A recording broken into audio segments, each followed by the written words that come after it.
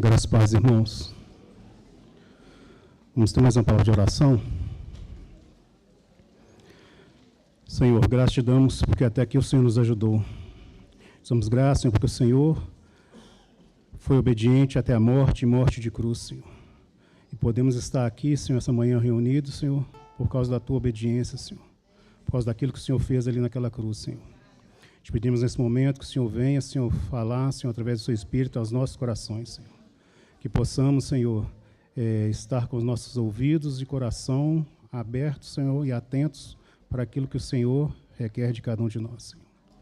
Eu oro em nome de Jesus, Senhor. Amém.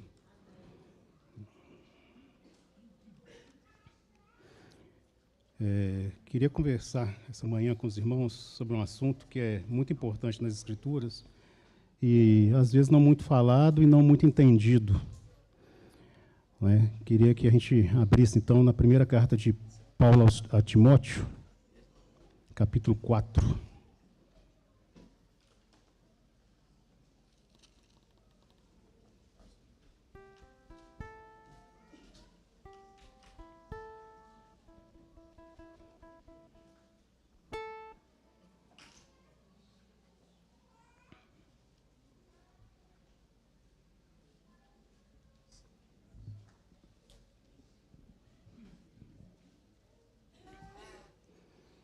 A partir do versículo 1.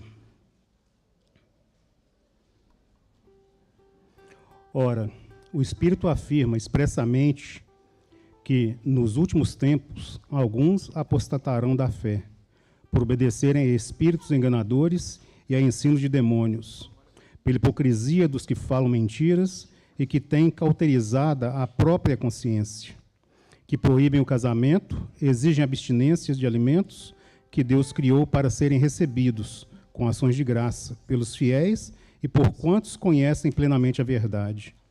Pois tudo que Deus criou é bom, e recebido com ações de graça, nada é recusável, porque pela palavra de Deus e pela oração é santificado. Expondo essas coisas aos irmãos, serás bom ministro de Cristo Jesus, alimentado com as palavras da fé e da boa doutrina que tem seguido. Só até aqui por enquanto, irmãos. Essas orientações de Paulo a Timóteo. Interessante que eu gosto muito da gente conhecer as palavras e o significado, principalmente dos nomes. Alguém sabe o que significa o nome Timóteo? Alguém sabe? Timóteo é aquele que honra a Deus. Paulo ele usa muito as chamadas cartas pastorais, principalmente a Timóteo e também a Tito, né? E em Timóteo ele fala, né? Tu, porém, homem de Deus, age assim. Tu, porém, então aquele que honra a Deus, age assim. Aquele que honra a Deus não faz assim. É isso que Paulo está falando quando ele está dirigindo essas cartas a Timóteo. Por isso que ela fala também a todos nós.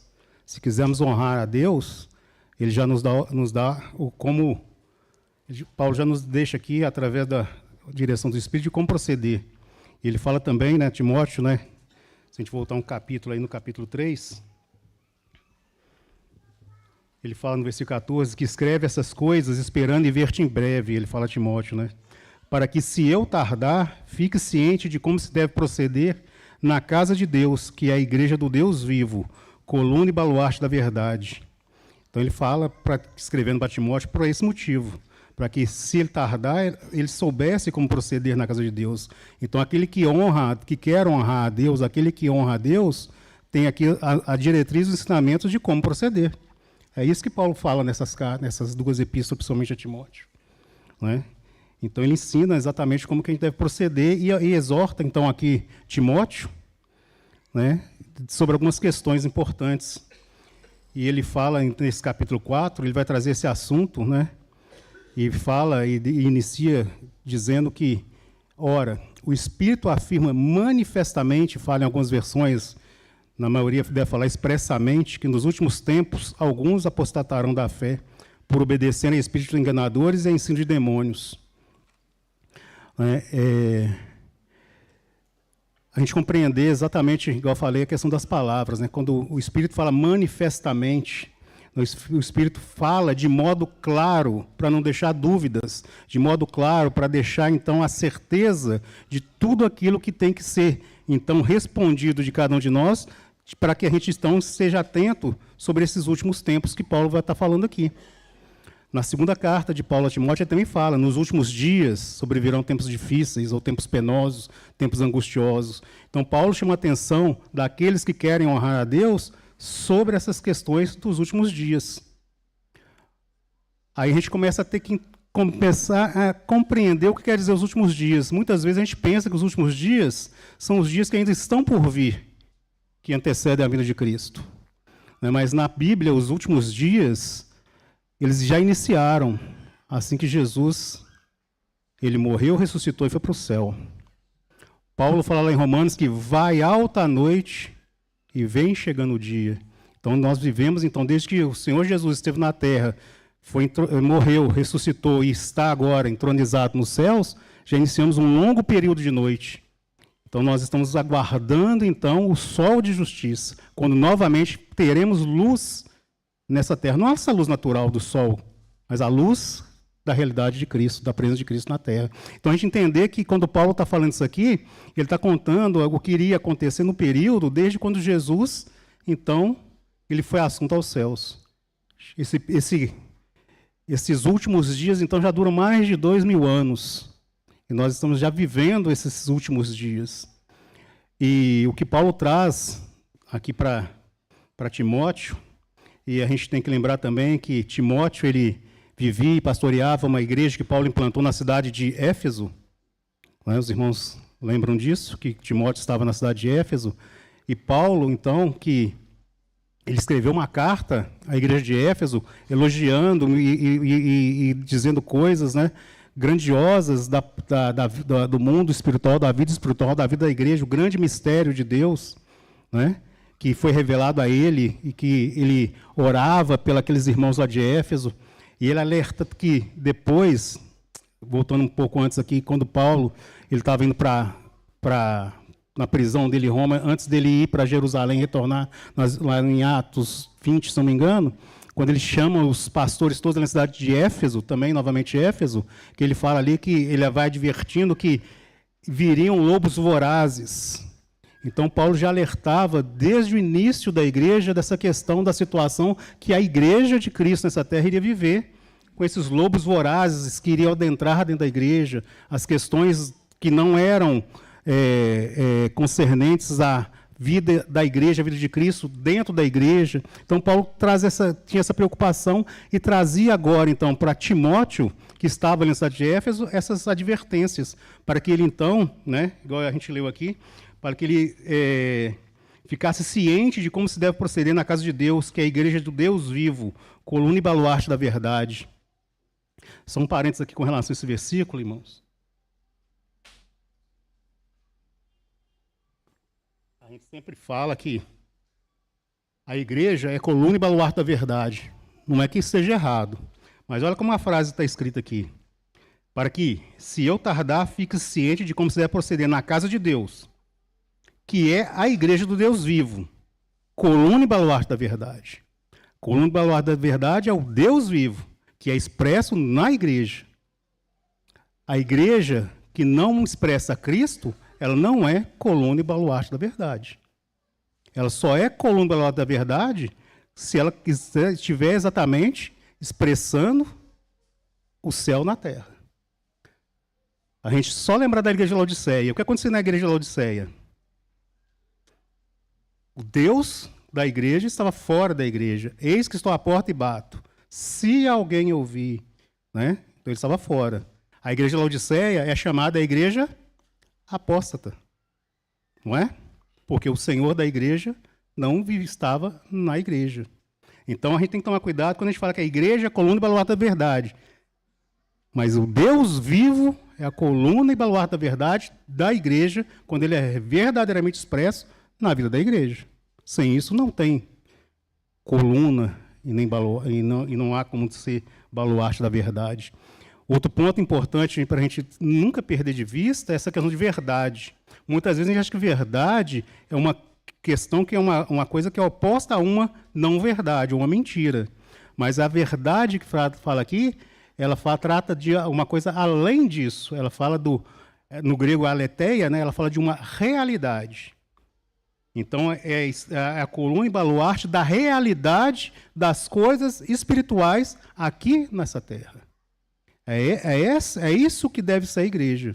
Então, quando Paulo traz essas coisas e fala para Timóteo, lembrando o significado de Timóteo, fala aquele que é honrar a Deus, né, e quer saber como proceder na casa de Deus, né, que a casa de Deus, então, é a igreja do Deus vivo, né, eu edificarei a minha igreja, Jesus Cristo disse lá no Evangelho de Mateus, né, então, sim, a coluna e baluarte da realidade disto pode ser expressa na igreja. Então, o que Paulo quer trazer, quer mostrar a Timóteo, é exatamente isso. Se você, Timóteo, ou aquele que quer honrar a Deus, né, lembre-se disso. E Paulo, então, traz essas questões, essas exortações que ele traz para Timóteo, que servem e valem para todos nós que queremos honrar a Deus. Ou seja, nós somos chamados a ter uma vida que honre a Deus. Nós somos chamados, então, a ser Timóteo. Por isso que ele fala, homem de Deus, o mundo faz assim, mas você, Timóteo, você que quer honrar a Deus, faça assim. O mundo não faz assim, mas você que quer honrar a Deus, faça assim. Então a gente tem que atentar para isso para poder compreender todas essas questões. Ainda falando um pouco sobre Éfeso, a gente lembra que Paulo tinha essa preocupação quando ele reuniu ali em Éfeso aquelas pessoas antes dele, no final lá do livro de Atos, que ele advertia sobre lobos vorazes que adentrariam na igreja. Logo depois, a gente lembra que a primeira carta, lá em Apocalipse, nas igrejas, fala exatamente de Éfeso. E lembra que Éfeso é aquela igreja que perdeu o primeiro amor. Né? Então, aquele temor que Paulo tinha, aquele receio que Paulo tinha, que por esse motivo ele advertiu sobre esses lobos vorazes, advertia Timóteo como que ele devia proceder na casa de Deus, isso acabou se concretizando, porque a igreja de Éfeso perdeu o primeiro amor. Perder o primeiro amor é perder a primazia do amor, é perder a centralidade de Cristo na vida da igreja. A igreja de Éfeso continuava. A igreja de Éfeso tinha muitas coisas, que é elogiada lá na carta de Apocalipse. Mas tenho, porém, contra ti que abandonaste o primeiro amor. Aí fala, lembre de onde caíste. Né? Guarda essa palavra. A exortação a Éfeso é que lembrasse de onde caiu. Porque se a gente vai falar um pouco aqui de apostasia, a gente tem que lembrar dessa palavra. Lembra de onde caíste. Tá? Vamos então aqui, retomando aqui depois desse pano de fundo.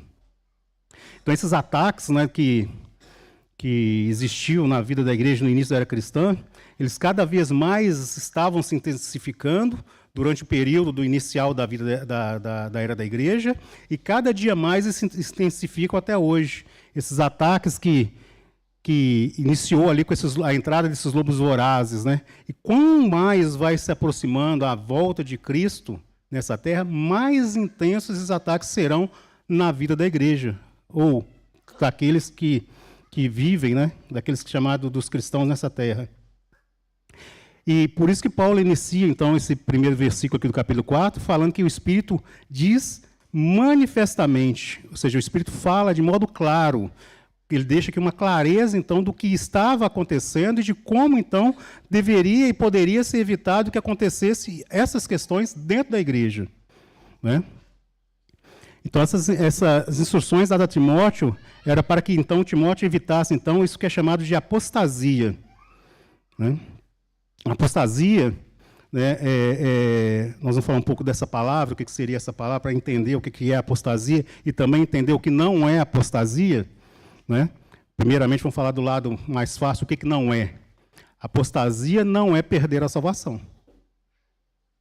Tem que ficar bem entendido isso. Apostatar da fé não quer dizer que perdeu a salvação. Né? O significado da palavra apostasia, ela é uma palavra no grego e ela é muito interessante, que ela tem um significado que, vamos dizer assim, como se fosse uma moeda de duas faces de uma moeda.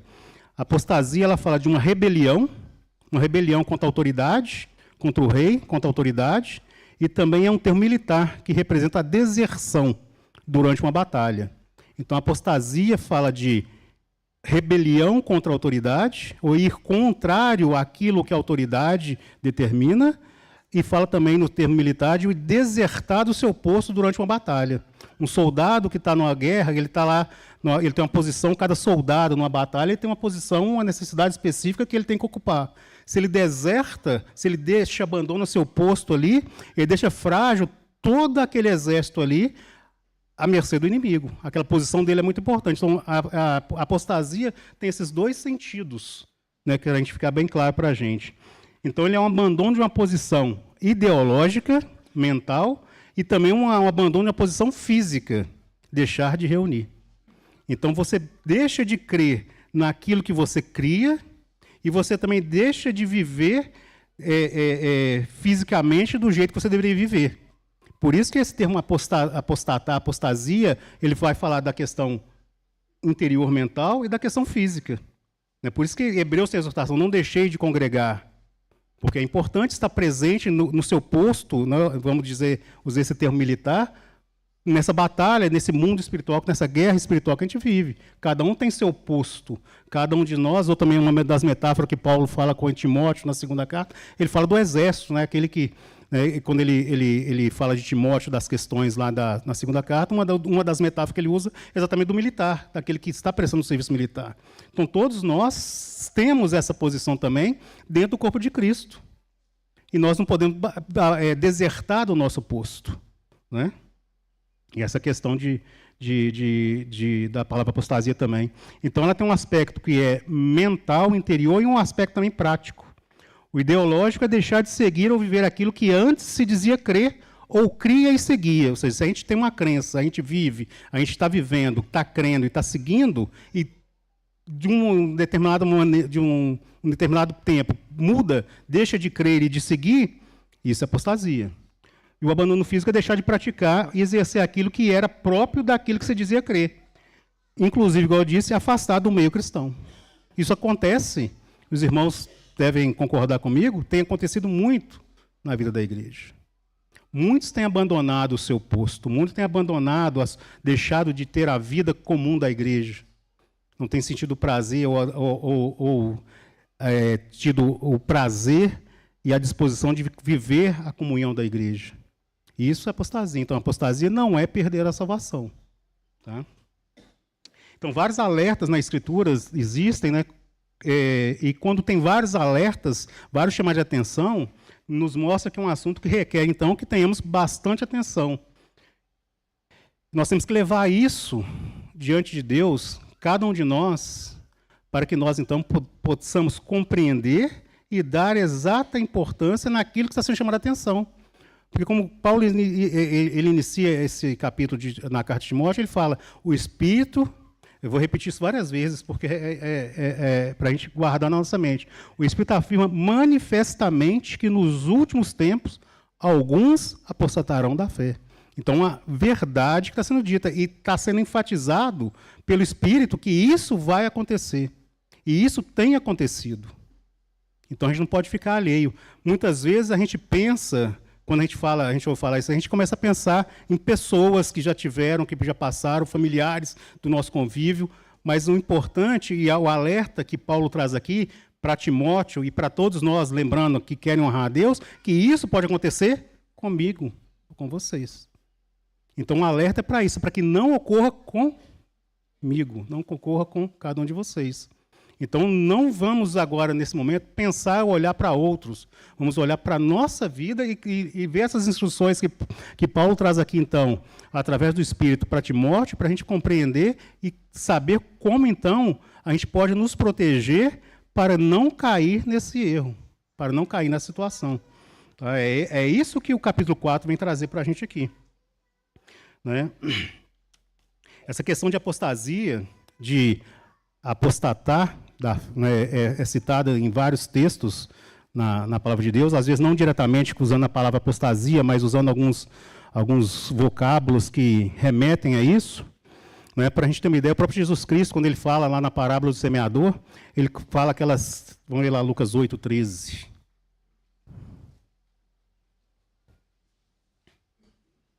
Mateus também fala, mas vamos ver o texto de Lucas.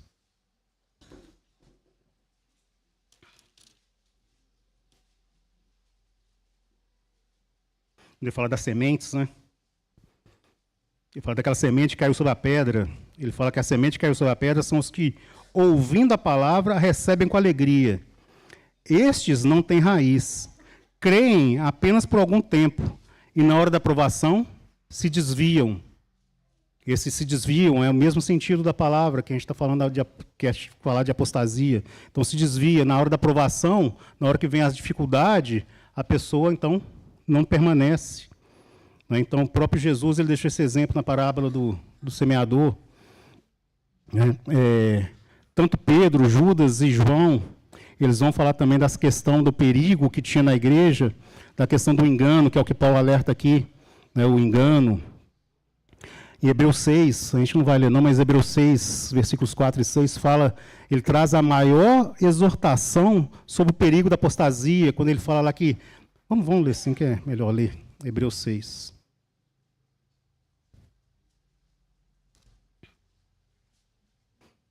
Melhor ler do que citar e citar errado. Versículo 4, ele fala que é impossível, pois que aqueles que uma vez foram iluminados e provaram o dom celestial e se tornaram participantes do Espírito Santo e provaram a boa palavra de Deus e os poderes do mundo vindouro e caíram, sim, é impossível outra vez renová-los para arrependimento. Então é um versículo que nós não vamos comentar aqui, que não é o objetivo, né, de hoje, mas já foi falado aqui algumas vezes, mas uma das maiores exortações contra esse perigo da apostasia está aqui nesse capítulo 6 de Hebreus.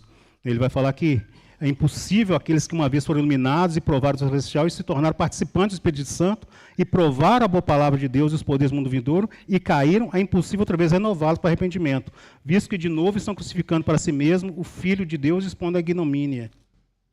Porque a terra absorve a chuva, frequentemente cai sobre ela e produz erva útil para aqueles, e porque é também cultivada, recebe a bênção a parte de Deus, mas se produz espinhos e abrolhos é rejeitada, e perto está da maldição, e o seu fim é ser queimada.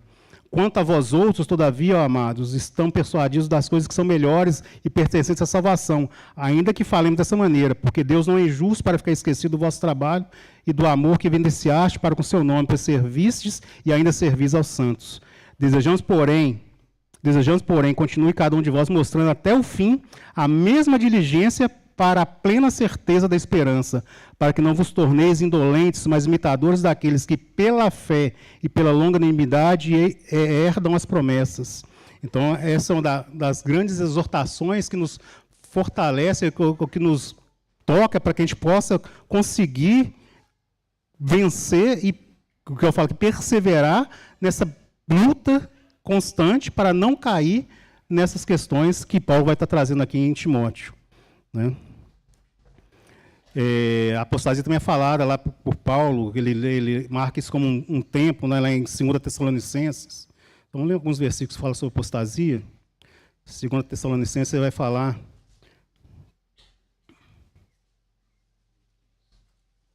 no capítulo 2, versículo 3 e 4. E interessante aqui também, né, é um versículo que liga a questão do engano, que é uma das exortações que Paulo vai trazer para Timóteo. Ninguém de nenhum modo vos engane, porque isto, ele está falando da porção anterior, né, ele está falando da questão da vinda do Senhor Jesus, né? Ninguém de nenhum modo vos engane, porque isto não acontecerá sem que primeiro venha a apostasia. Então a gente vê que o que está sendo falado ali por Paulo a Timóteo é uma coisa que vai acontecer e que tem acontecido. E cada vez mais que igual eu disse, tiver próximo ao retorno de Cristo, mais a gente vai ver aflorado na vida da igreja essa questão da apostasia. Porque a gente tem que entender o que é essa apostasia. Na carta de Paulo ainda a Timóteo, 1 Timóteo, ele vai falar da 1 Timóteo 1,19.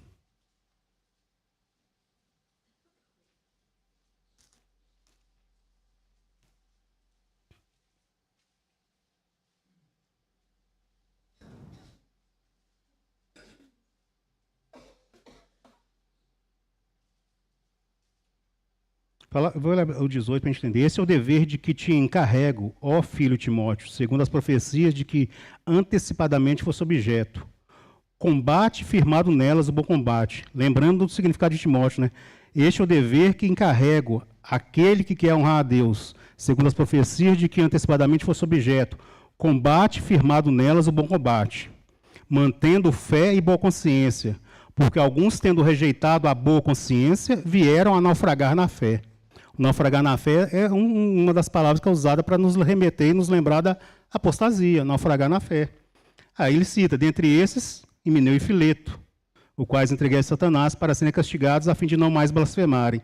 Então, Paulo já vem trazendo essa questão para Timóteo desde o início da carta. Ele fala, né, combate firmado nelas, nessas profecias que antecipadamente fosse objeto, né, firmado nelas o bom combate, mantendo fé e boa consciência. Então, ele adverte que aqueles, então, que querem honrar a Deus têm que manter a fé e a boa consciência. Porque alguns, rejeitando, então, essa boa consciência, naufragam na fé. No Antigo Testamento também, a gente às vezes pode achar que não, mas no Antigo Testamento também tem referências quanto à questão da apostasia, esse perigo. Jeremias, capítulo 8.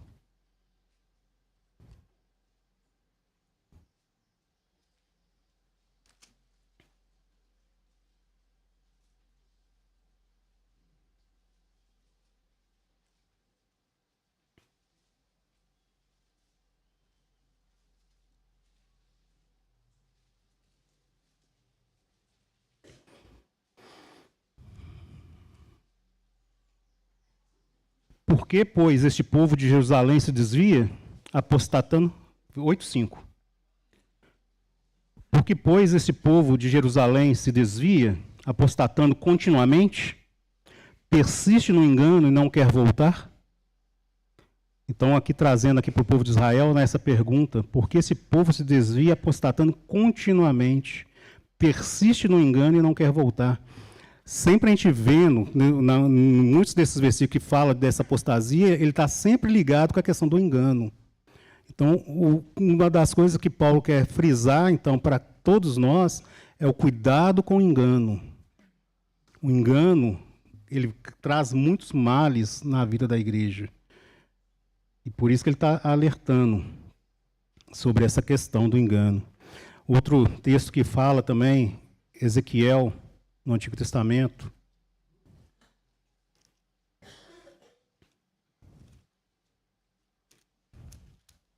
Ezequiel 37.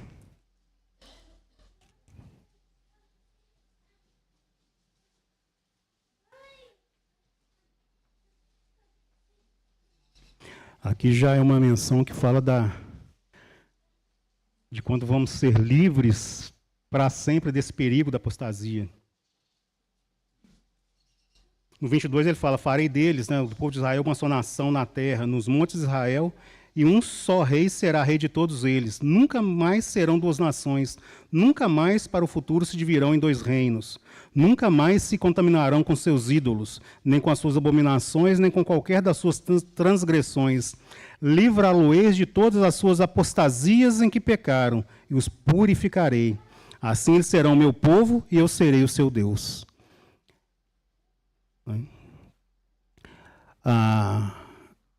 A apostasia, então, esse perigo, né, essa questão de abandonar, de deixar o nosso posto, de ser rebelde contra a liderança, contra a autoridade do nosso rei, ela sempre se mostrou presente na vida do povo de Deus. E, como eu disse, né, esse abandono de posição, ele começa numa questão de ideologia, uma questão mental, uma questão interior. Uma coisa que a gente nunca pode deixar de esquecer também, e a gente tem que lembrar, antes, né, que a palavra de Deus ela é um livro único. Um dos grandes riscos que a gente corre é quando a gente lê coisas isoladas na palavra de Deus. Né? Ela tem que ser entendida e compreendida de Gênesis e Apocalipse. E Daniel, capítulo 7, versículo 25, ele fala uma coisa muito interessante com a questão da nossa mente. Vamos ler Daniel 7, 25. Uma coisa que a gente nunca pode deixar sair das nossas mentes.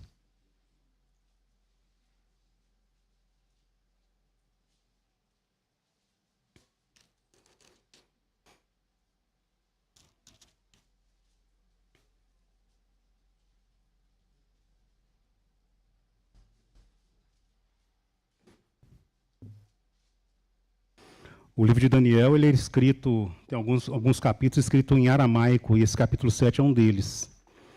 Então, o versículo 25 fala, né, falando sobre a figura do anticristo, quando ele, depois daquela visão de Daniel, que fala dos chifres, né, que os 10 chifres correspondem a 10 reis, depois levantará um outro, qual será diferente dos primeiros, habitará 3 reis. Aí ele fala no versículo 25, esse outro chifre, né, que se levantará, ele proferirá palavras contra o Altíssimo. Então, proferirá palavras contra o Altíssimo. Magoará os santos do Altíssimo. Então, magoará os santos do Altíssimo. Então, o que o Daniel está falando aqui dessa questão que vai acontecer durante esse reinado,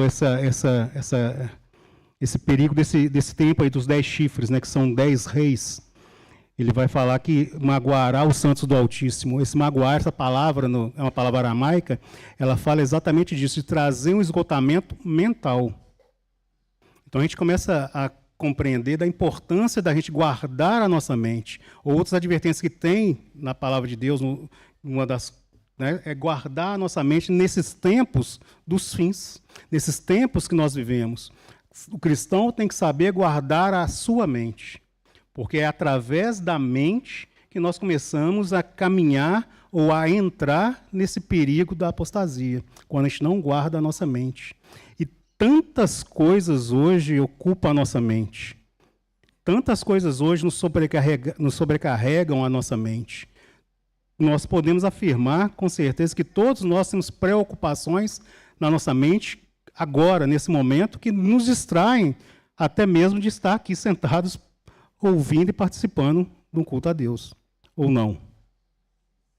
A nossa mente, esse é o caminho que o inimigo usa para, então, conseguir iniciar um caminho para alcançar esse intento de nos desviar ou de fazer com que caiamos, ou apostasia, a mente. Então, magoará os santos do Altíssimo, vai trazer esse esgotamento mental. Hoje em dia, quem tem criança pequena aí, eu já não tenho criança mais tão pequena, quantas coisas ou informações já tem nas mentes das crianças, por menor que seja a idade delas? Já tem um sobrecarregamento mental muito grande. Todas as crianças, através de muitas informações que não se tinha há 5, 10 anos atrás. São todas informações utilíssimas para a vida da criança, não é? Todas necessárias, até para nós. Até para nós. É muita informação. Isso causa esse esgotamento na mente. A nossa mente fica fragilizada. E nós deixamos de pensar, então, nas coisas que são do alto. Nós deixamos de ter, então, a mente de Cristo. E começa esse processo, então, que nos versículos seguintes lá de Timóteo, começa a vir essa questão do engano. Porque muitas dessas informações são coisas que nos levam ao engano. Que nos afastam, então, daquilo que Deus requer do seu povo aqui nessa terra. Então, voltando aqui no texto de Timóteo, para a gente poder já caminhar um pouco aqui no texto, ele fala, ora, o Espírito afirma expressamente que nos últimos tempos alguns apostatarão da fé, por obedecerem a espíritos enganadores e a ensinos de demônios. A gente acha que esses espíritos enganadores estão distantes da nossa vida, digamos assim, congregacional. Mas Paulo advertia lá em Éfeso que lobos vorazes adentrariam dentro da igreja. Às vezes a gente fica até pensando e consegue ficar alerta com as coisas de fora. Mas Paulo fala que a coisa começa muitas vezes dentro da igreja. Os lobos vorazes adentraram da igreja. Cristo falava também da questão do joio no meio do trigo. Então, os alertas estão nas Escrituras para que a gente possa dar a devida atenção aos alertas. Não é? E no decorrer do escrito aqui, Paulo vai mostrar como é que também você vai conseguir entender essas coisas. Aqui ele fala com Timóteo, no versículo 6, que Timóteo, então, expondo essas coisas aos irmãos, serás bom ministro de Cristo Jesus, alimentando com as palavras da fé e da boa doutrina que tem seguido. Então já tem um caminho aqui. Né? Primeiro, expor essas coisas aos irmãos, né? aí sim seria um bom ministro de Cristo. Ele só vai ser bom ministro de Cristo se expor essas coisas que acontecem ou que estão, que destoam do que é o propósito de Deus dentro da igreja, aos irmãos, alimentando, então, com as palavras da fé e da boa doutrina, do bom ensino, que ele, Timóteo, ele estava seguindo. Então, ele deixa essa incumbência àquele que quer honrar a Deus. Então, todos aqueles que querem honrar a Deus têm também essa incumbência, né? Não só Timóteo. Então, vamos falar aqui um pouco dessa questão desse texto aqui. A gente não pode esquecer nunca que na vida da igreja existem aqueles que somente professam, né? Que professam uma fé, e não que vivem uma fé. Mateus 7, 22, 23, o próprio Jesus vai falar isso.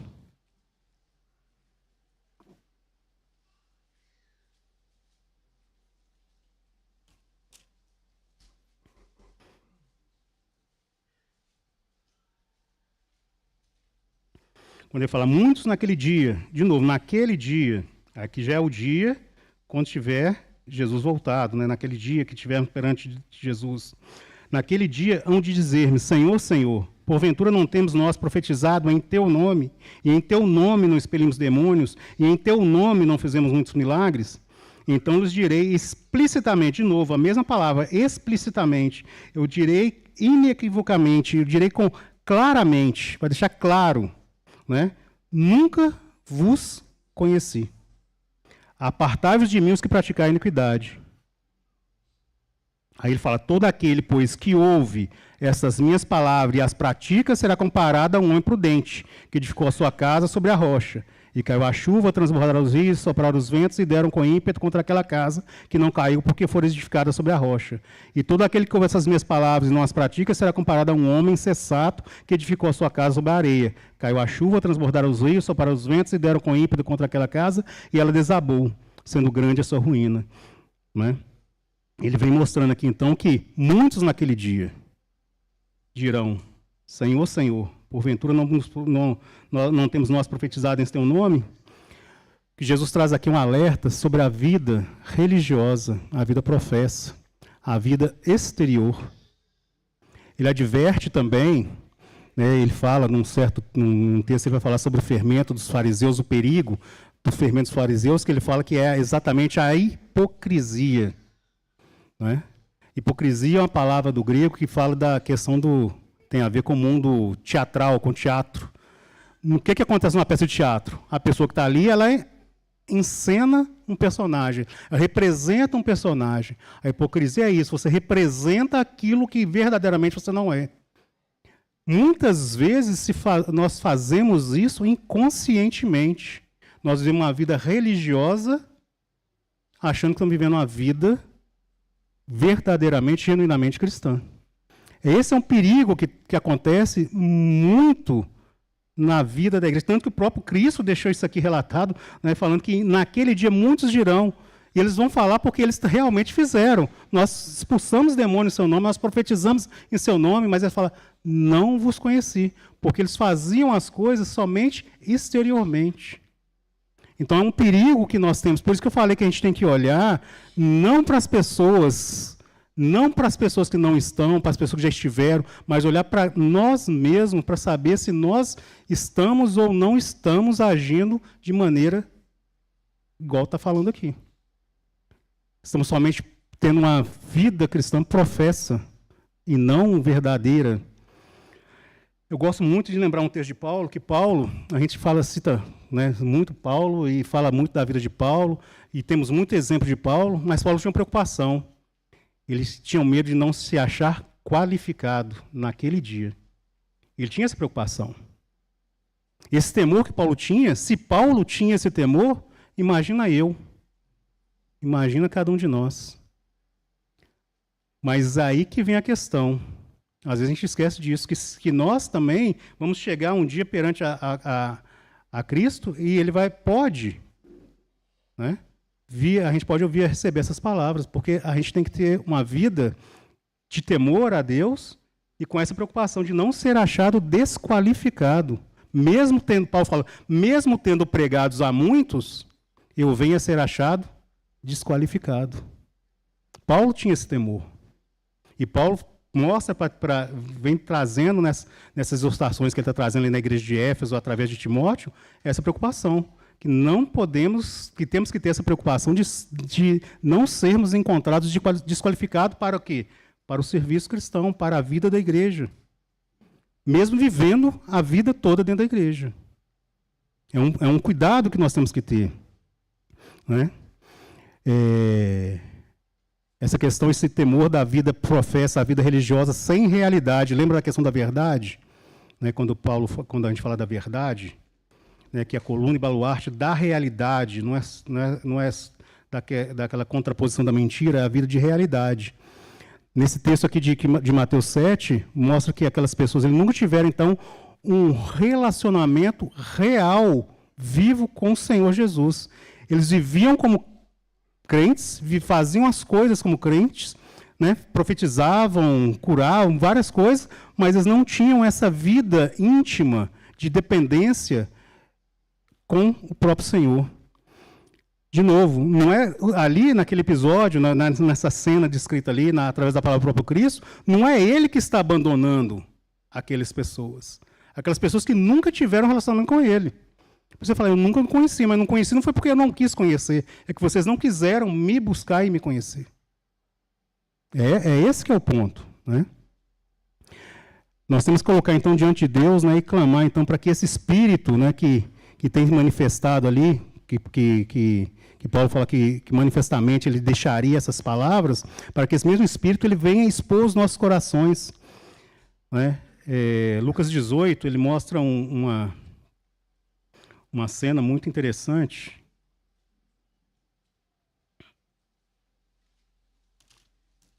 que mostra essa questão do perigo dessa religiosidade, ou da vida sem realidade.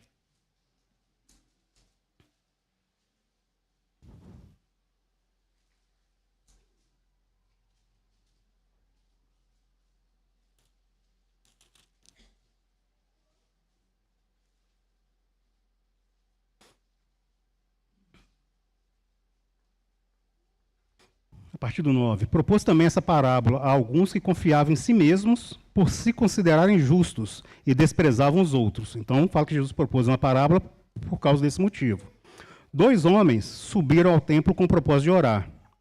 Então, o propósito desses 2 homens era o mesmo. Subiram ao templo para orar. Um era fariseu, o outro era publicano. O fariseu, olha aqui, posto em pé, orava de si para si mesmo dessa forma. Presta atenção no posto de pé. Porque uma das questões, uma das palavras, uma das menções que lembra de apostasia, é exatamente o cair. E tem uma advertência na palavra de Deus, de Paulo, na carta, quando fala assim, aquele que está de pé, cuide para que não caia. Essa é exatamente a questão de apostasia também. Então, aqui frisa aqui que ele estava posto em pé. Aquele que está de pé, cuide para que não caia. O fariseu posto em pé orava de si para si mesmo dessa forma. Ó Deus, graças te dou porque não sou como os demais. Os demais homens, roubadores, injustos e adúlteros. Ele era o melhor de todos, né? Nem ainda como este publicano. Jejuo 2 vezes por semana, dou o dízimo de tudo quanto ganho. Ele era aquele religioso, ele fazia tudo. E ele era melhor que todos. O publicano, estando em pé longe, não ousava nem ainda levantar os olhos, mas batia no peito dizendo, ó Deus, sê propício a mim, pecador. Ele reconhecia a miséria dele. Mas eu pergunto aos irmãos, o fariseu era diferente do publicano? Ele era diferente? Os dois, ambos necessitavam da graça do Salvador. Os dois. Até mesmo o fariseu, cumpridor de todas aquelas coisas que ele falou que cumpria, e ele devia cumprir mesmo, porque era certo cumprir, precisava também da salvação do mesmo jeito que aquele publicano pecador precisava. Os atos, digamos assim, de justiça desse fariseu não fazia dele uma pessoa melhor do que o publicano. Aquele que está de pé, cuide para que não caia. Né? Naquele dia, tendo pregado a muito, não seja encontrado desqualificado. Né? Então, esse é o cuidado. Essa é a questão importante que nós temos que olhar para nós mesmos, olhar unicamente para nós mesmos. Pedir a Deus que revele a realidade do nosso próprio coração. Porque onde está o meu tesouro, ali vai estar o meu coração.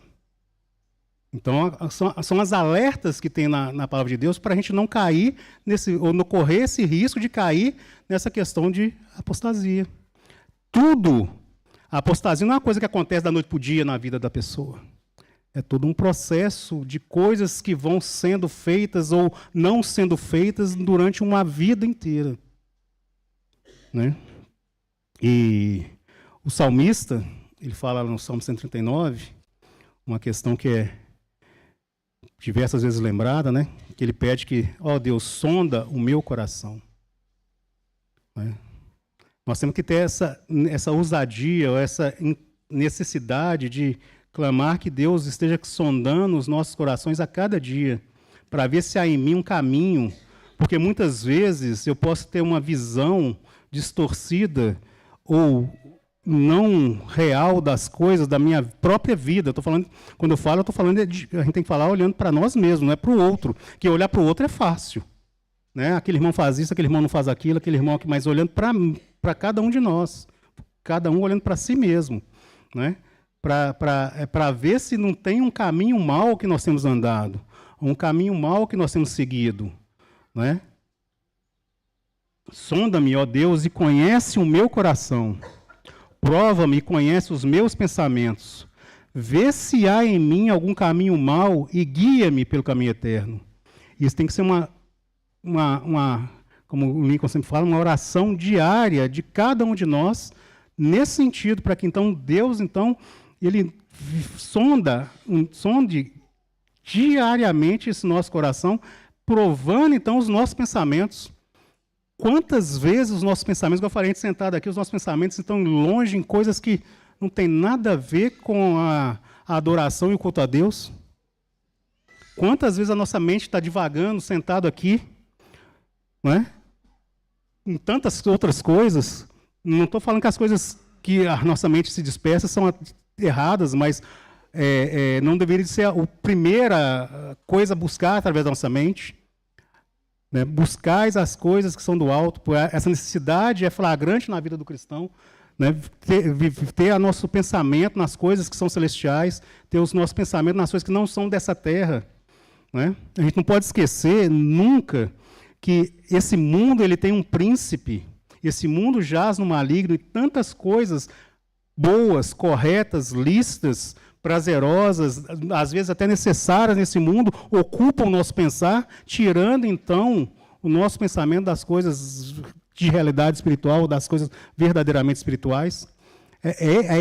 São essas coisas que acabam nos levando nesse perigo de cair, de não permanecer em pé, né, de cair nessa caminhada. É importante a gente saber onde está a nossa mente, não esquecendo que o que foi falado lá em Daniel 7:25, que a batalha, que o caminho do nosso inimigo de Satanás é esgotar a nossa mente, é nos deixar com a mente, né, num ponto que nós não busquemos mais as coisas, ou não consigamos mais discernir as coisas santas e espirituais. É esse que é o caminho. Né? E tantas coisas nesse mundo que tem esse príncipe, nesse mundo que jaz no maligno, contribui para isso. Nos leva a tirar o nosso foco, tirar a nossa mente das coisas que são verdadeiramente necessárias para a nossa carreira espiritual, para a gente combater o bom combate. Isso tudo não é à toa, é porque uma coisa que muitas vezes que algumas vezes, ou até mesmo muitas vezes, a gente esquece, que o Paulo fala lá em Efésios, lembrando de novo da carta aos Efésios, né, eu já falei no início, né, Timóteo está ligado diretamente a Éfeso, né, a igreja de Éfeso. Né, quando Paulo fala no capítulo 6, ele fala de uma batalha espiritual, ele lembra que a nossa luta não é contra carne ou sangue, mas contra principados, potestades nas legiões celestiais. Então a gente muitas vezes esquece isso, que nós estamos aqui nesse mundo, mas existe uma batalha travada no mundo espiritual que vem tocar diretamente na nossa mente. Se nós não estamos com a mente correta, adequada, vivendo, buscando as coisas espirituais, vivendo as realidades espirituais, a nossa mente fica fragilizada no meio dessa batalha espiritual. Lembra lá voltando a Daniel, quando Daniel estava orando e queria uma resposta através da oração, quando o anjo chega para ele e fala, a resposta saiu imediatamente, mas existia uma batalha espiritual que causou esse atraso na chegada da resposta. Quantas vezes a gente perde, então, né, a nossa força no meio dessas lutas que a gente passa no dia a dia, porque às vezes a gente não vê uma resposta, mas a gente esquece disso, existe uma batalha no mundo espiritual. O mundo espiritual ele é um mundo que ele aflige, ele está diretamente ligado na nossa caminhada nessa terra. Né? O cristão é uma coisa estranha, é uma coisa difícil da gente conseguir entender, porque a gente tem o pé na terra, mas a mente não está na terra, a mente está no céu. Mas as coisas da terra influenciam muito a nossa caminhada, porque o que toca fisicamente a terra são os nossos pés. Então a gente tem que ter esse cuidado, é nesse cuidado, é nesse sentido que vem esse perigo que Paulo traz lá para Timóteo, que vem falar desses enganadores. O engano só acontece porque a gente, na nossa vida, no nosso dia a dia, a gente esquece de tudo isso que eu tenho falado aqui, dessas questões que eu falei. Por que então acontece de apostatar da fé, que alguns apostataram da fé, alguns cairão, alguns não chegarão ao final da caminhada, né? Porque obedece a espírito enganadores. A gente deixa de discernir o que a Bíblia fala, discernir os espíritos. E a gente acaba entrando, então, seguindo ensinos de demônios. Lógico que seguir ensino de demônios não é nada de absurdo, não é aquele negócio de beber sangue, de vestir roupa de não sei o quê, roupa... Não, são coisas sutis. O perigo está exatamente no engano. Por que a gente é enganado? Porque a coisa parece que é uma verdade, parece que é uma coisa boa. Por isso que tem a sutileza do engano. Satanás ele é astuto nisso aí. Ele não chega e mostra uma afronta, demonstrando uma afronta clara contra as coisas de Deus. Vem na sutileza do engano. A sutileza do engano. Então, esse é o perigo. E a gente só não consegue, então, discernir as coisas espirituais se a gente tiver, então, primeiramente, com a nossa mente fragilizada, fora das verdades, das realidades espirituais. Por isso a importância de tudo que for bom, tudo que tiver, tudo que for honesto, tudo que for verdadeiro, nisto, pensais. Mas o que nós pensamos, ou gastamos a maior parte do nosso dia pensando? O Watchman Nee, ele falava que a batalha espiritual na vida do crente, ela começa onde? Na mente. Na mente. Então, tudo através da mente. E falava ainda que a porta de entrada da nossa alma seriam os nossos olhos. Então, quantas coisas tem para distrair e tirar os nossos olhos de Cristo, das coisas espirituais, das coisas celestiais, e nos apresentam no nosso dia, no decorrer da nossa, desde quando a gente acorda até a gente deitar novamente. Quantas coisas vão estar buscando os nossos olhos para distrair, então, o nosso caminhar, para ocupar a nossa mente, para recarregar a nossa alma. Então, por isso esse cuidado, por isso essa questão desse cuidado, essas exortações que Paulo deixa aqui. Na minha Bíblia ainda fala assim que, nesse trecho que nós lemos aqui de Timóteo 4, instruções referentes a perigos. Ou seja, tem as instruções referentes ao perigo, tem a descrição do perigo e depois, a partir do versículo 6, a defesa contra os perigos. Por isso que o Espírito afirma manifestamente. Ele deixa bem claro o perigo e dá depois, então, como defender do perigo. Né? No versículo 2, ele vai falar, então, que a gente já falou, que da hipocrisia dos que falam mentiras. De novo, essas mentiras não são coisas flagrantes que a gente consegue enxergar uma mentira. São aquelas meias verdades. Aquelas coisas que parecem verdade, mas não são verdade. Porque se a gente olhar na luz da realidade, a gente vê que não é verdade. Mas depende disso, da realidade. É o que fala ali, que no versículo 15 do capítulo 3, né, que o Deus vivo ele é a coluna e baluarte da verdade. Né? Aí ele vai falando das coisas que aconteceram lá naquela época, lá que estavam já acontecendo. Né, essas mentiras, essa hipocrisia, essas encenações, essa representação, o que ela faz? Ela cauteriza a própria consciência, cauteriza a mente. A nossa mente fica acostumada com essas coisas. A nossa mente fica, vou usar uma palavra assim aqui que às vezes não seja adequada, mas fica retardada para responder as coisas da maneira que deveria responder. Ela fica atrasada na sua resposta, no seu estímulo, porque ela está cauterizada. As coisas já não fazem mais diferença. É isso que acontece, esses enganos, essas mentiras que causam na nossa consciência, na nossa mente. Aí ele vai falar o que aconteceu naquela época, proibir o casamento, exige abstinência de alimentos, que Deus criou para serem recebidos com ações de graças pelos fiéis, por quantos conhecem plenamente a verdade. Ele fala, o que acontecia especificamente na igreja lá de Éfeso, ou no início da era da igreja? Existiam duas coisas que assolavam a igreja ali. A questão do gnosticismo e a questão dos judaizantes. Aqueles que, os gnósticos, né, aquele saber, aquele conhecimento da região ali da Grécia, o conhecimento grego, que era contrário, e tinham várias correntes, dentre elas aquelas que a matéria era mal, o corpo era mal, então tudo que você fizesse afetava somente o corpo, não afetava a alma, né?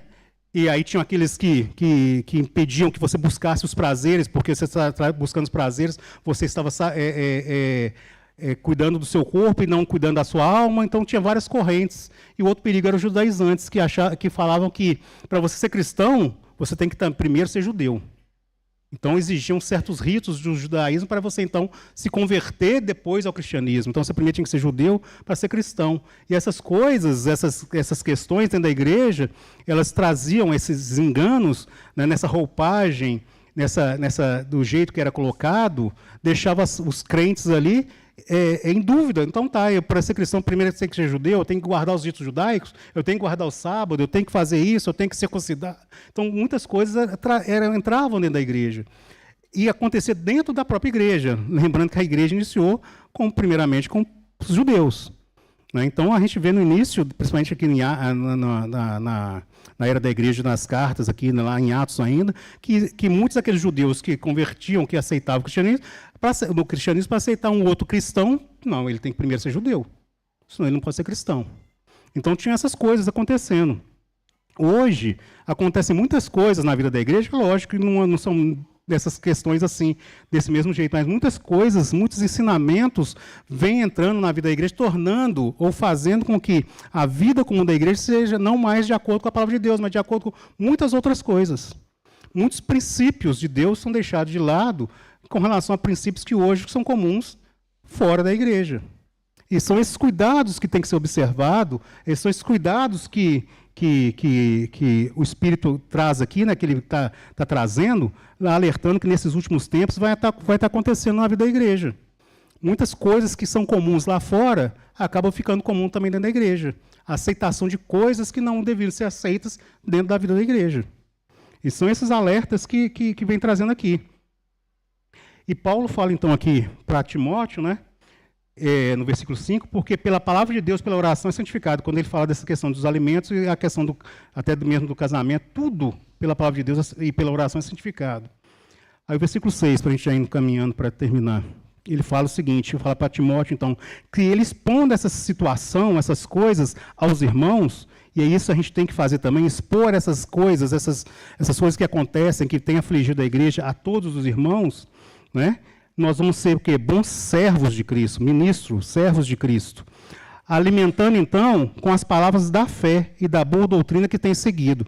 Ou seja, como cada um de nós tem essa incumbência, esse encargo do próprio Senhor, para que na nossa vida, no nosso dia a dia, nós, então, alimentemos uns aos outros com as palavras da fé e da boa doutrina, a doutrina correta.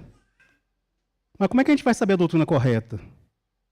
Né? Aquela velha história que já foi contada e todo mundo já conhece, sabe de trás para frente, que o Joelmer já falou algumas vezes aqui para o negócio de banco, de conhecer a nota falsa. Né? O trabalhador do banco lá, hoje em dia, nem sei se tem dinheiro de verdade, papel mais, né? Porque o papel hoje é virtual, né? Mas ele conhecia a nota, ele não estudava a nota falsa, ele estudava a nota verdadeira. Porque ele, sabendo, conhecendo a verdade, a nota verdadeira, ele discernia facilmente a nota falsa. Ele não se preocupava de estudar a nota falsa. E a gente gasta muita energia e tempo discutindo as coisas que não são e não vivendo e buscando as coisas que são. É esse que é aí que vem as astúcias do engano. Quanto tempo e energia a gente gasta debatendo coisas que não são inerentes da vida da igreja e não vive e busca as coisas que verdadeiramente são. Porque se a gente souber e firmar nas coisas que são, facilmente a gente vai entender as que não são. Né? E aí esse é o exemplo que era dado com a nota. Ninguém fazia curso de aprender nota falsa. Primeiro que nota falsa hoje tem uma, amanhã tem outra mais ainda, a outra melhora mais ainda de algum aspecto, mas você conhecendo uma única nota verdadeira, você vê facilmente qualquer falso. Até de olho fechado. É isso que o cristão tem que fazer. Tem que conhecer a verdadeira doutrina, o que Paulo quer chamar aqui a boa doutrina. Conhecendo a verdade, as verdades de Cristo, né, vivendo as verdades de Cristo, quando for uma coisa que não é de acordo com essa verdade, a gente facilmente vai perceber. Mas o engano vem porque a gente não gasta tempo buscando a verdade, mas a gente gasta tempo buscando as que não são. A gente discute, quando a gente reúne, várias coisas que não são, mas não discutimos as que são. E ele vai falando aqui também ainda. Rejeita as fábulas profanas de velhas caducas. E fala, exercita-te pessoalmente na piedade. Rejeita as fábulas profanas de velhas caducas, né? Esse texto, às vezes, não é tão bem compreendido, mas o que fala assim que as pessoas em idade mais avançada ficam cada vez mais frágeis, falam aquelas coisas que não têm sentido, aquelas coisas que, na verdade, você não consegue encontrar um significado por causa da senilidade da mente já da pessoa já mais velha. Né? Então, rejeita essas coisas que não têm sentido. Né? E fala uma coisa para Timóteo, exercita-te pessoalmente na piedade. Então, cada um de nós que quer honrar a Deus tem que exercitar pessoalmente na piedade. Exercitar pessoalmente na piedade. O que é piedade? Uma maneira fácil de entender ser piedoso é ter uma vida parecida com a vida de Cristo. Exercitar então, em demonstrar na nossa vida Cristo. É isso que ele está falando para Timóteo. Exercita pessoalmente em expressar Cristo na sua vida cotidiana. Então, cada um de nós, então, expressar Cristo na nossa vida cotidiana, onde quer que estejamos, no trabalho, no ônibus, na escola, na igreja. Expressar Cristo e exercitar pessoalmente. Ou seja, temos que ser uma coisa que tem que ser particular de cada um. Né? Eles não gostam quando eu falo isso, não. Particular de cada um. Né? Mas é particular de cada um. Né? Mas né? Aí ele fala, pois o exercício físico para pouco é proveitoso, mas a piedade para tudo é proveitosa, porque tem a promessa da vida que agora é e que ainda há de ser. Olha como uma coisa... Eu gosto muito de repetir o que o Sérgio Cornelinha fala. Quando a coisa é complicada, Deus simplifica. Como é que é simples? Né? De novo, não é que está falando que o exercício físico é errado, mas ele é pouco proveitoso para as coisas espirituais. Ele não tem sentido nenhum para as coisas espirituais. Mas olha para você ver quando foi escrito isso aqui. Agora olha no dia de hoje. Nos dias de hoje, então, quanto tempo se gasta, né, exercitando o corpo físico? Mas não preocupe em exercitar, então, o quê? A piedade, que fala aqui, exercitar a piedade. Ele fala por que ela é proveitosa, porque tem a promessa da vida que agora é e da que há de ser. Né? E Paulo fala no versículo 9, fiel é a palavra e digna de inteira aceitação. Então, fiel é a palavra e digna de inteira aceitação. Ora, é para esse fim que labutamos e nos esforçamos sobremodo, porquanto temos posto a nossa esperança no Deus vivo, Salvador de todos os homens, especialmente dos fiéis. Aí o que ele fala com Timóteo? Ordena e ensina essas coisas. Ordena e ensina essas coisas. Então essas coisas têm que ser ordenadas e ensinadas por cada um de nós na edificação do corpo de Cristo. É isso que Paulo está falando, que é a defesa contra esse perigo que está assolando a igreja através dessa entrada desses lobos vorazes. A receita que é dada aqui, a receita de bolo que é dada aqui para seguir, que você vai seguindo direitinho, é fazendo isso aqui. Né? Exercitar na piedade, porque é a promessa de vida que agora é que é a de ser, Fiel é a palavra de Deus é fiel e digna de inteira aceitação. Então, a palavra de Deus é de inteira aceitação. Ela toda. De Gênesis e Apocalipse. Aí ele fala, ora, é para esse fim que labutamos, é para essa finalidade, então, que ele trabalhava e que todos os cristãos têm que trabalhar e esforçar. Né?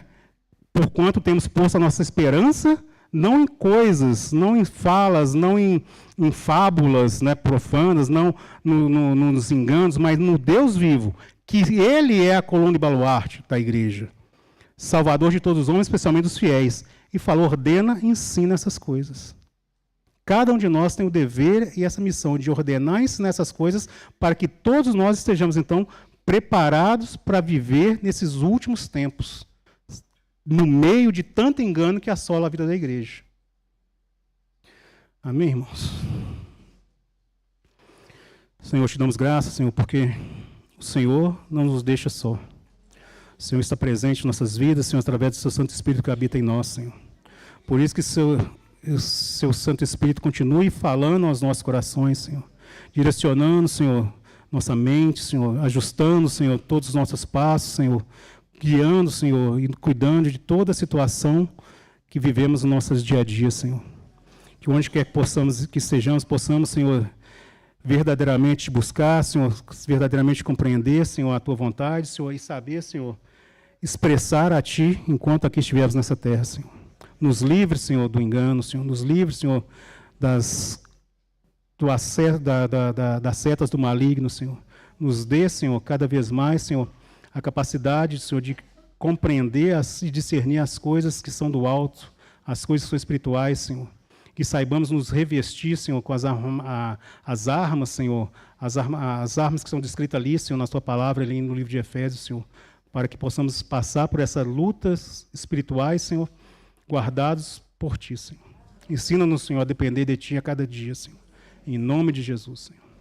Amém, Senhor.